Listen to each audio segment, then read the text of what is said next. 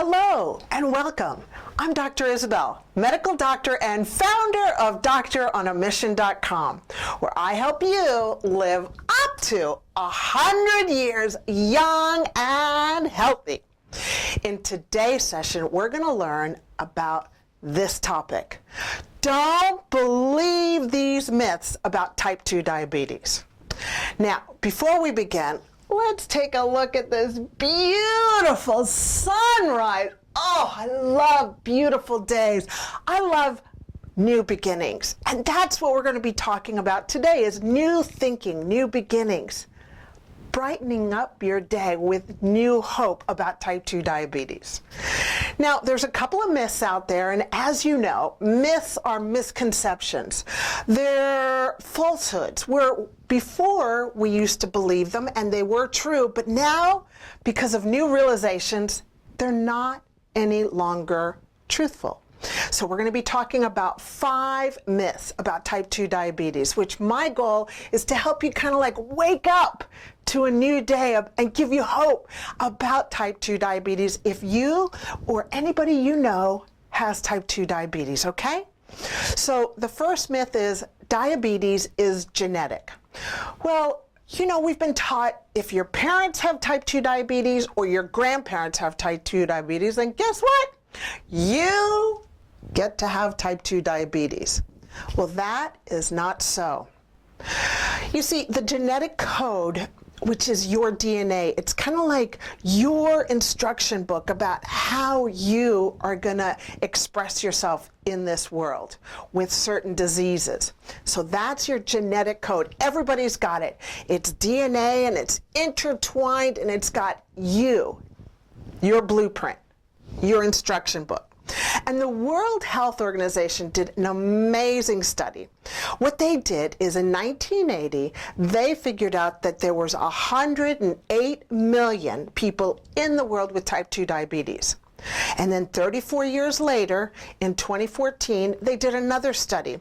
And they found that there were not 108 million. Now it was up to 422 million people in the world with type 2 diabetes. Now, let's go back to the genetic code, your blueprint, your instruction. The genetic code for humans only changes 0.2% in 20,000 years. Going from 108 million to 422 million in less than 34 years is a lot more than a 0.2% change in 20,000 years, right? Yeah, it's like 3 times more. So what's the bottom line? Is it really genetics that's causing us to express type 2 diabetes, or is it something else?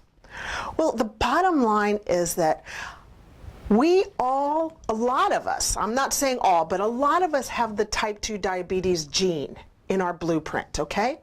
And food is medicine, right? We agree with that. Well, if you're eating the right food, then studies have indicated that the food sits on the type 2 diabetes gene and it stops expression of that type 2 diabetes. However, if you're eating the wrong type of food, then what that does is it sits on top of the type 2 diabetes and causes its expression. So, how food affects our DNA, our genes, is called nutrigenomics. The nutrition, which is the food, on our genes, genomics. Isn't that amazing? So, if you have type 2 diabetes in your family, guess what? You don't have to express it. You don't have to express it if you don't want to, but you've got to take control quickly. If you're still not, convinced about how food can affect your DNA, well, then let's take a look at the Pima Indians in Arizona. The Pima Indians in Arizona in the 1900s did not have any type 2 diabetes. They were trim, toned, muscular, and they ate a very clean diet of grains, melons, beans, fish, lamb. Now let's see what happens when they go into the Western diet. They're plunged into the Western diet. Well, what happens is they start eating everything white of the Western diet, whereas before they weren't. And they eat sugar, white flour, processed foods. Now, to this date, what we are seeing is the Pima Indians are expressing type 2 diabetes. 80% of the Pima Indians have type 2 diabetes, 80%. And that's by the age of 30. I mean, quite frankly, they're lucky to live up to 46 years of age. And they're also seeing 3 to 4-year-olds expressing type 2 diabetes. And by the age of 20, the Pima Indians are needing cardiac bypass surgery because all that fat surrounding the heart is like cement, and it causes heart attacks, it causes heart failure. So the key is, the big take home is the Pima's DNA did not change. It didn't have 20,000 years to change. It's the food that's landing on the DNA that's causing the expression of the type 2 diabetes. Whereas before, they were eating healthy food, it was sitting on the type 2 diabetes gene and stopping the expression of type 2 diabetes. Isn't that amazing? Well, that is nutrigenomics. The second myth is diabetes is not reversible. Oh my gosh, there is clear scientific evidence that type 2 diabetes is reversible. You know, when I was in medical school, I graduated from medical school in 1991. I was taught that type 2 diabetes is not reversible, that once you have it, there is no coming back. Well, that is not true. Of course, the earlier you find type 2 diabetes, the better, okay? We agree with that. And you know what? If you find it and start trying to reverse it later, you still can, but it's with very intensive lifestyle changes. You know, there was this groundbreaking study that showed people with advanced type 2 diabetes that had a pancreas that was so pooped out, it had like no more insulin to give. They were placed on a strict lifestyle change. And do you know what?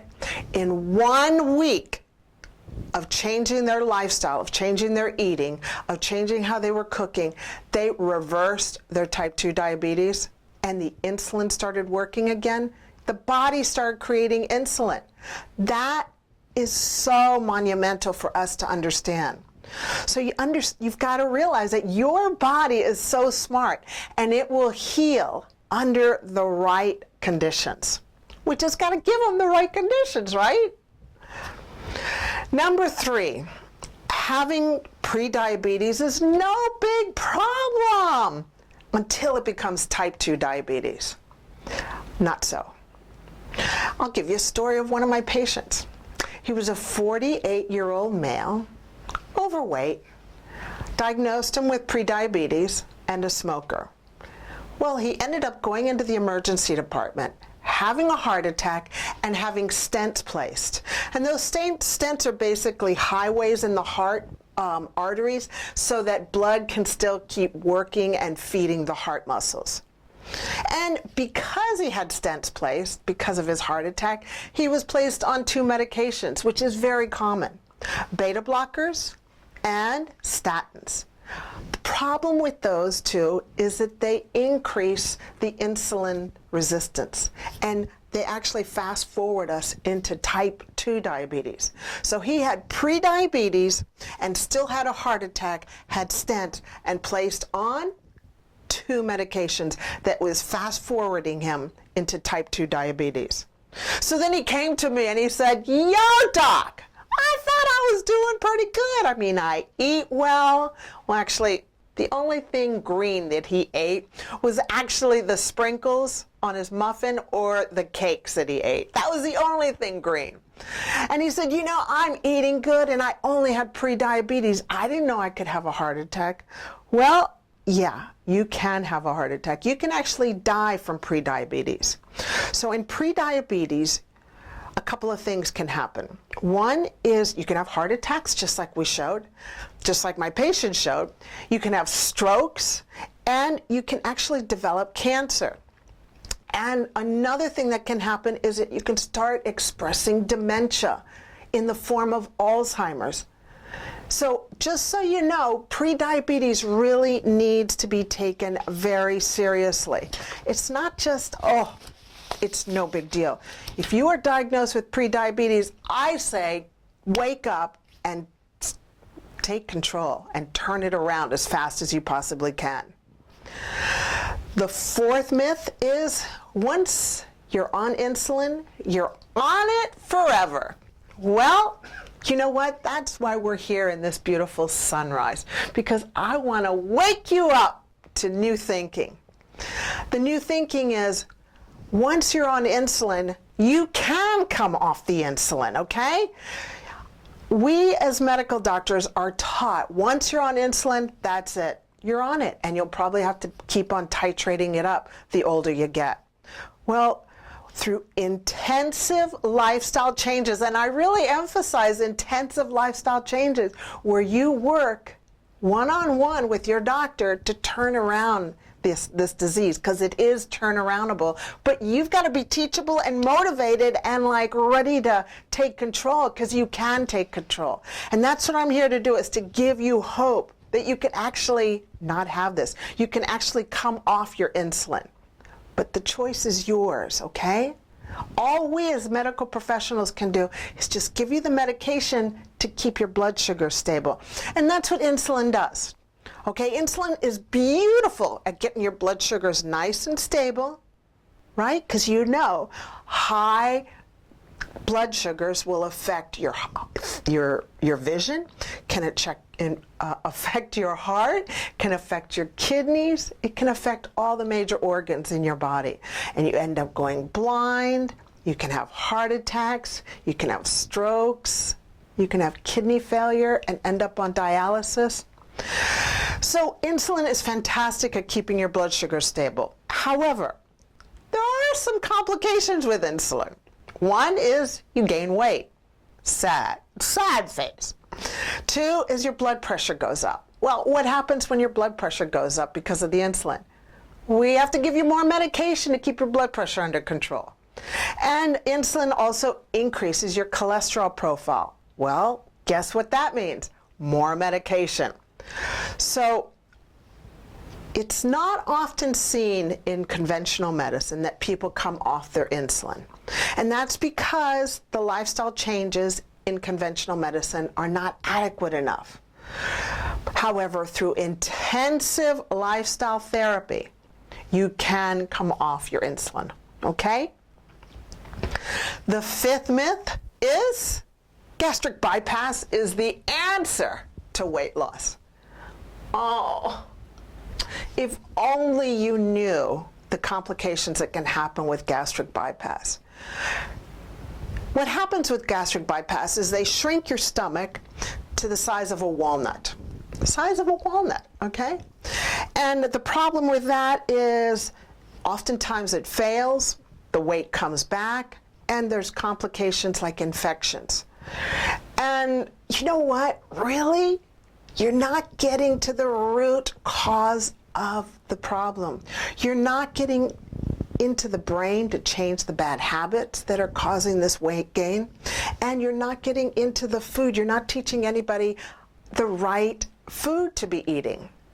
So that's the problem with gastric bypass. I know it's seen all over the place as the answer, but it's not. It doesn't get to the root cause of the problem. What we really need to be doing is educating on nutrition and teaching people how to change their habits.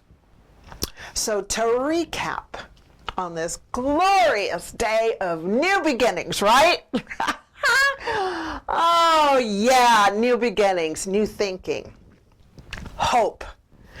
So there's 5 myths to recap. One is diabetes can be genetic, but guess what? You don't have to express it.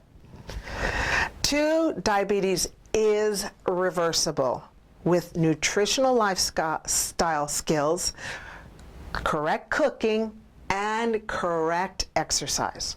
3 is prediabetes is no big problem. Yes, it is. It is a big problem. You don't wait until type 2 diabetes. You can still have a heart attack and die. You can still have a stroke and die with pre-diabetes. Number 4 is you can come off insulin. You can come off insulin once you're on the insulin.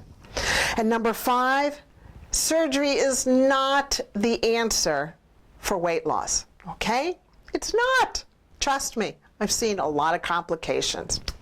So that is your coaching session on what not to believe in regards to the myths about type 2 diabetes. So until next time, go out there, make a positive difference in this world. Let's love unconditionally and forgive fast. I'll talk to you later. Bye-bye. Bye. Beautiful day.